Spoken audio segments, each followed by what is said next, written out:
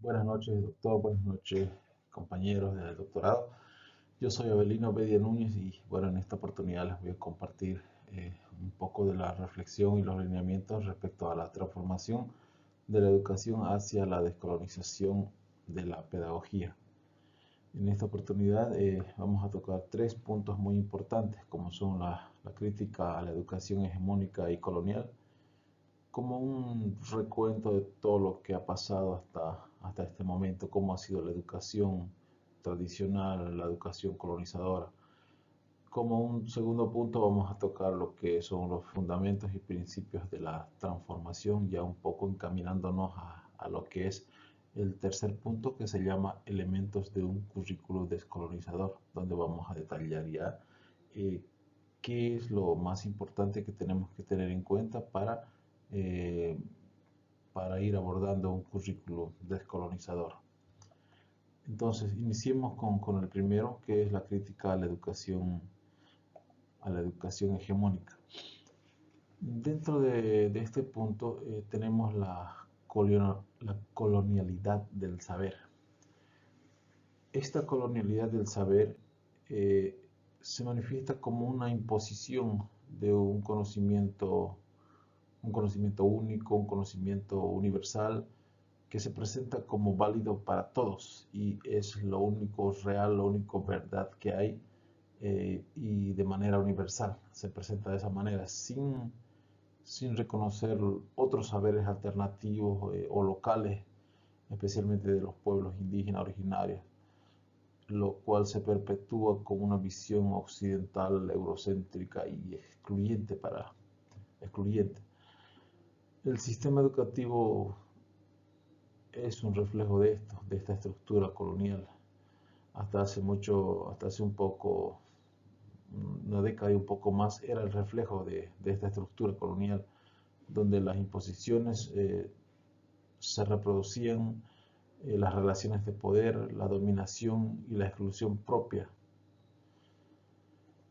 Otro punto muy importante es la educación hegemónica y la reproducción ideológica. ¿Cómo se manifestaba esta reproducción ideológica? A través de la transmisión de conocimientos y la formación de subjetividades que, que reproducen permanentemente las estructuras sociales de poder, como por ejemplo la clase, la raza, el género, manteniendo privilegios siempre de las élites dominantes. El currículo era una herramienta de poder y control social que estaba diseñada para seguir y perpetuando las relaciones de dominación mediante contenidos que se iban abordando en las aulas, las pedagogías y las evaluaciones que realizaban los maestros, reforzando estereotipos y desigualdades que nos han venido dando siempre. Eh, Otro aspecto de la educación hegemónica, por ejemplo, es el desconocimiento o la invisibilización de formas de organización cognitiva de los pueblos diversos, que poseen sus propias epistemologías, cosmovisiones y formas de aprender y de enseñar. Aquello se lo tenía por olvidado, no se tomaba en cuenta. Otro aspecto, la dominación epistémica, que siempre ha privilegiado ciertos saberes sobre otros, subordinando las epistemologías originarias y marginalizándolas, consolidando así un orden de conocimiento jerárquico excluyente y solamente lo occidental. También se hace una crítica al currículo nacional. El currículo nacional,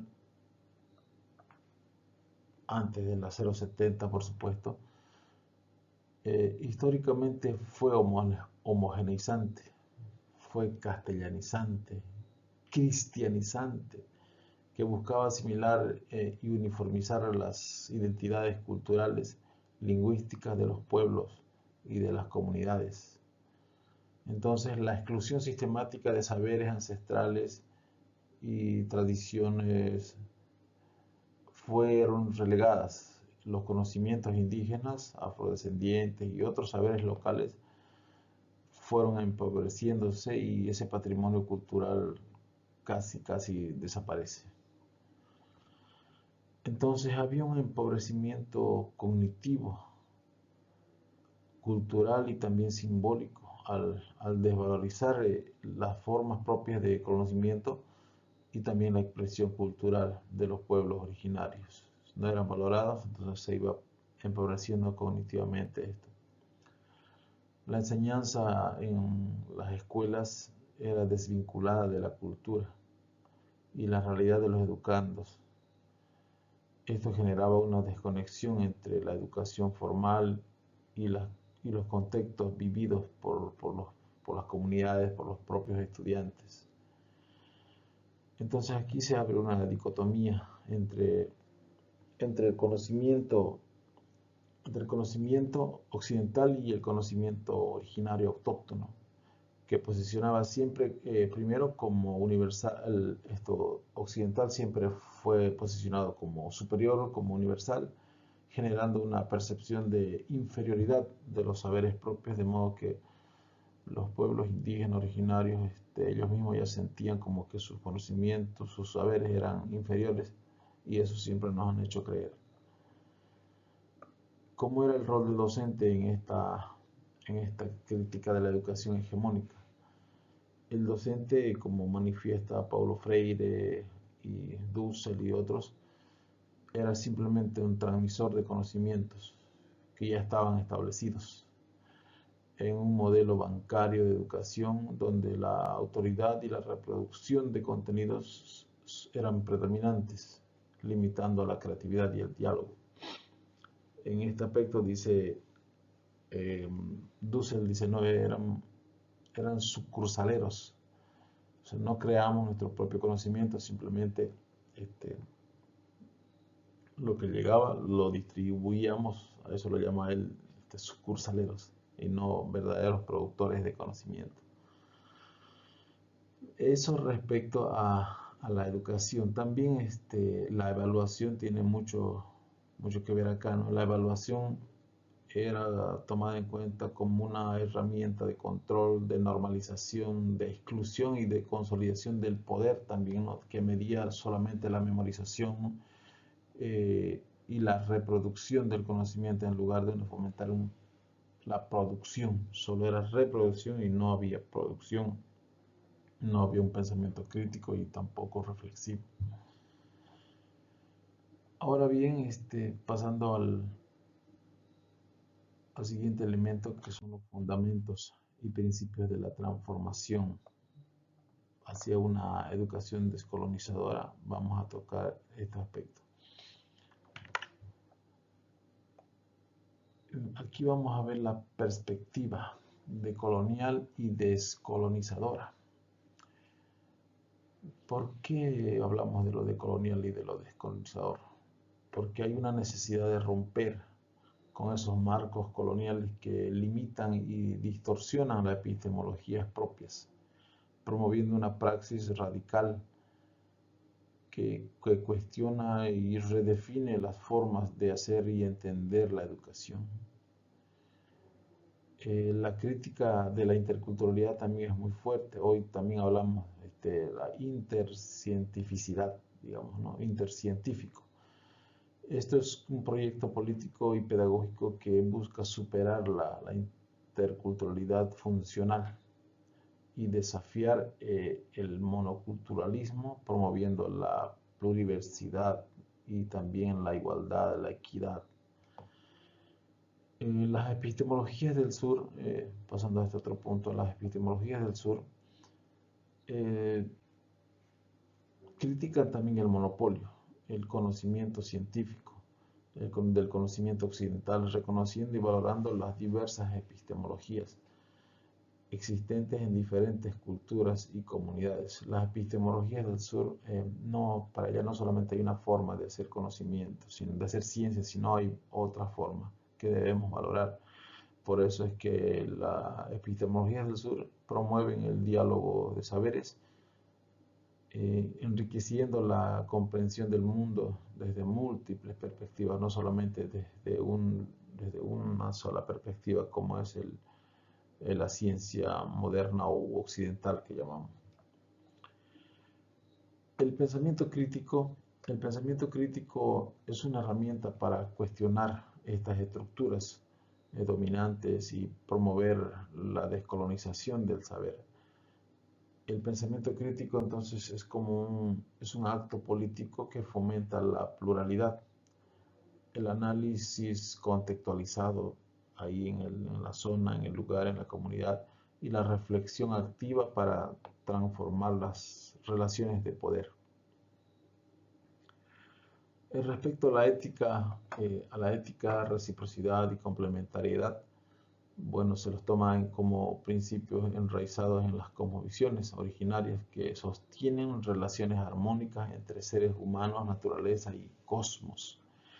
Esta ética, reciprocidad y complementariedad constituyen la base para configurar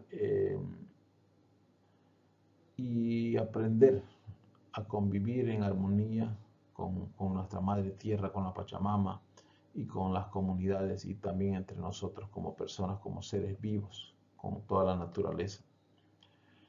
Aquí juega un papel muy importante lo que en el texto dice el buen vivir, pero bueno, tenemos que hablar aquí desde Bolivia como el vivir bien, que se manifiesta como un paradigma educativo que plantea la armonía con la naturaleza, la justicia social, la solidaridad, la complementariedad, reciprocidad y el bienestar comunitario. Entonces, el vivir bien es una alternativa a los modelos occidentales que están centrados en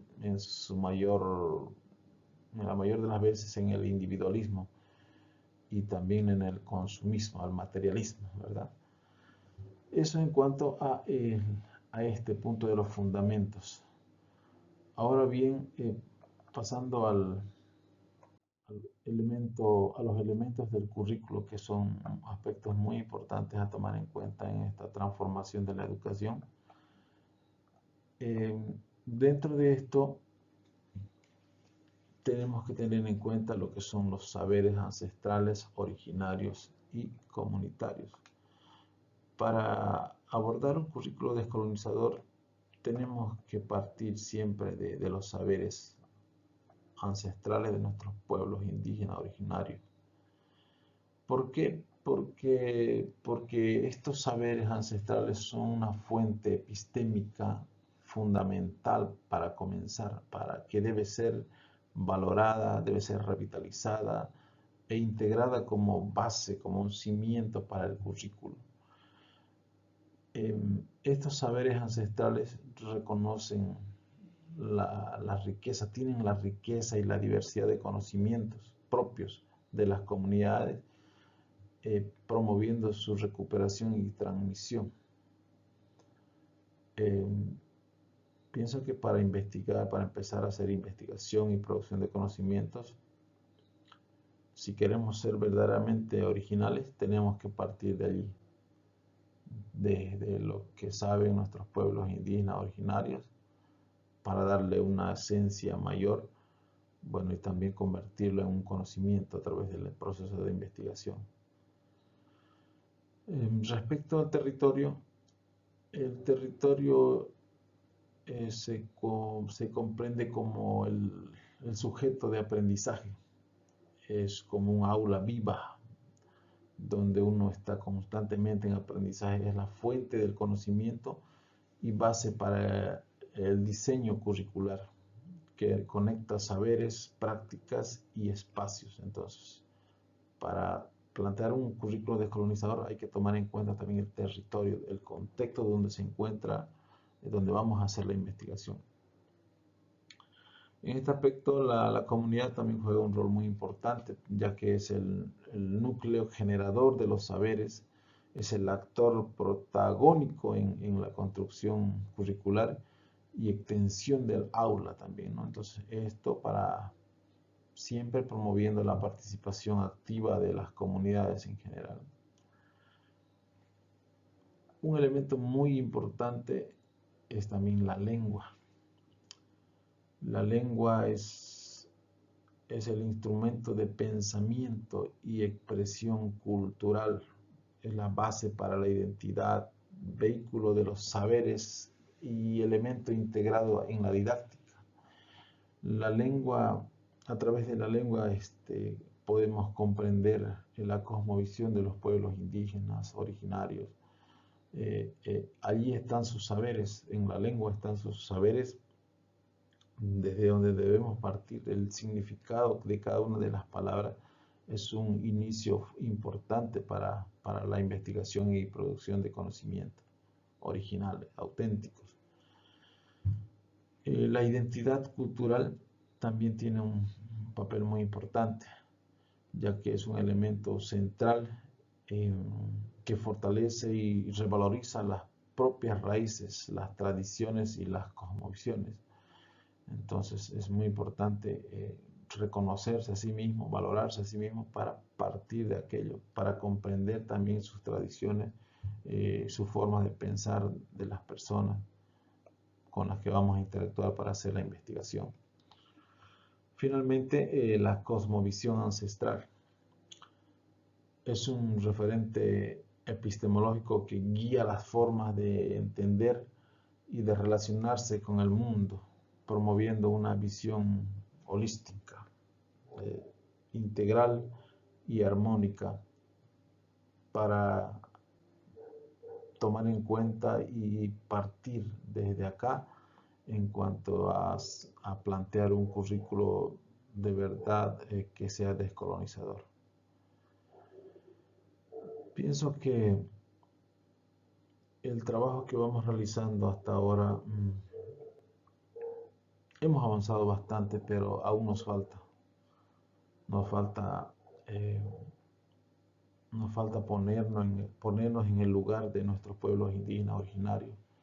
Muchos de nosotros tal vez ya hemos perdido esa descendencia o no conocemos nuestro árbol genealógico y optamos por lo más simple y fácil, que es castellanizarse y quedarnos allí. Pero si queremos producir conocimientos, si queremos ser originales, verdaderamente originales y no ser sucursaleros, como dice Dussel, tenemos que recurrir a los saberes de nuestros pueblos indígenas originarios, porque son ellos quienes tienen la verdad, son ellos quienes de generación en generación han ido transmitiendo sus saberes, sus conocimientos. Tal vez no lo tienen escrito, pero sí están en sus relatos orales en los que podemos encontrar. Esperemos que esta transformación de la educación de verdad se llegue a consumar y de verdad podamos plantear una educación descolonizadora. Esperemos que el tiempo nos alcance. Muchas gracias.